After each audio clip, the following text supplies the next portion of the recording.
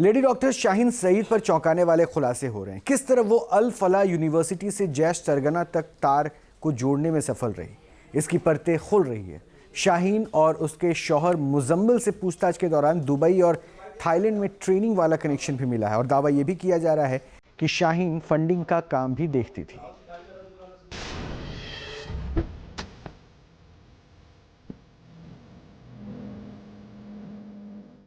आतंक की lady doctor Shaheen.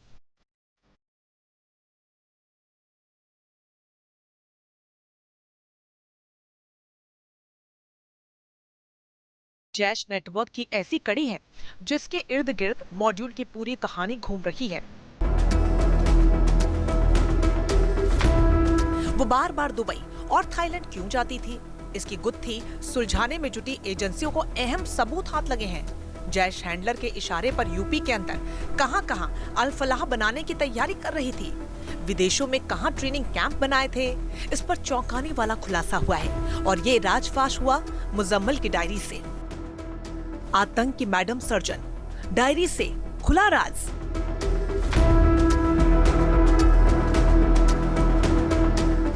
Doctor Shaheen Saeed देश में धमाकों को अंजाम देकर देश छोड़कर भागने की तैयारी कर चुकी थी। उसने दिल्ली ब्लास्ट से 7 दिन पहले पासपोर्ट वेरिफिकेशन करवाई। जांच में खुलासा हुआ कि शाहीन को मैडम सर्जन कोड नेम दिया गया था। डॉक्टर मुजम्मिल शकील की एक सीक्रेट डायरी हाथ लगी है। इसमें ऑपरेशन हमदर्द नाम की साजिश का खुलासा हुआ। शाहीन जिन डॉक्टरों को आतंकी नेटवर्क में शामिल होने के लिए तैयार करती थी, उन्हें दुबई, थाईलैंड में ट्रेनिंग दी जाती थी।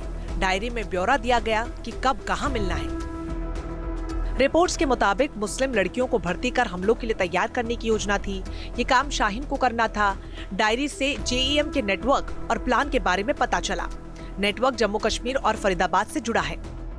एनआईए की जांच में डॉक्टर शाहीन की भूमिका अहम होती जा रही है। बड़े खुलासे में यह सामने आया है कि उसके संपर्क में रह रहे आतंकियों को भिन्न भिन्न तरह के बम बनाने का प्रशिक्षण मिलता था और इसके लिए ज़रूरी सामान शाहीन के संपर्क वाले डॉक्टर भी जुटाते थे। हालांकि जानकारी इस तरह की सामने आने के बाद लगातार एनआईए की टीम पूरी तरह से अब सक्रिय है और साथ ही साथ एक एक बिंदु की जांच पर तलाश कर रही है। साथ ही साथ अगस्त में डॉक्टर शाहीन खुद लखनऊ के अंदर गई थी। लखनऊ में डॉक्टर शाहीन का जाना और फिर लोगों के संपर्क में आना, इस एक एक बिंदु की अब तलाश जारी है। डॉक्टर मुजम्मिल जो स्टेरन नेटवर्क का बड़ा खिलाड़ी था, उसने जांच एजेंसियों के सामने शाहीन के साथ रिश्ते की बात भी बताई। साथ ही साथ शाहीन नेटवर्क में क्या भूमिका अदा कर रही थी, इसका भी राज उगला। ऐसा दावा किया जा रहा है। एनआईए की टीम उससे ये जानने की कोशिश कर रही है कि वो लखनऊ, कानपुर और सहारनपुर में किन लोगों के संपर्क में थी। पूछताछ के दौरान उससे राज उगला है। सितंबर 2023 में अल फलाह यूनिवर्सिटी के पास एक मस्जिद में निकाह हुआ था। निकाह के लिए 5,000 से 6,000 रुपए के मेहर पर सहमति बनी थी। 2023 में ही हथियार खरीदने के लिए 6.5 लाख रुपए फंड किए गए। 2024 में उमर को भी शाहीन ने फंडिंग की थी। दावा है कि इसी फंडिंग से धमाके वाली कार खरीदी गई थी। डॉक्टर मुजम्मिल ने एजेंसियों को बताया कि डॉक्टर शाहीन की और उसकी शादी अल फलाह मस्जिद के बराबर में ही जो परिसर में मस्जिद है वहाँ पर हुई थी। 2023 में उन दोनों की शादी हुई थी, जिसमें महर भी शरीयत के हिसाब से 5 से 6,000 रुपये रखे गए थे।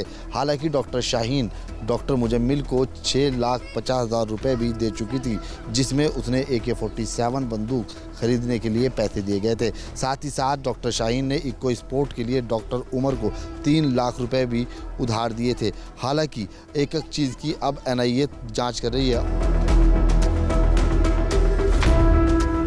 कहां तो मेडिकल की टॉपर और आतंक के नेटवर्क में सबसे चौंकाने वाला नाम शाहीन, जो मसूद अजहर की बहन सादिया अजहर की तरह महिला विंग की भर्ती करने में जुटी थी। उसने पूरा प्लान तैयार कर लिया था और शिकंजे में आने के बाद अब साजिश की एक एक परतें बेनकाब हो रही हैं। Team news nation.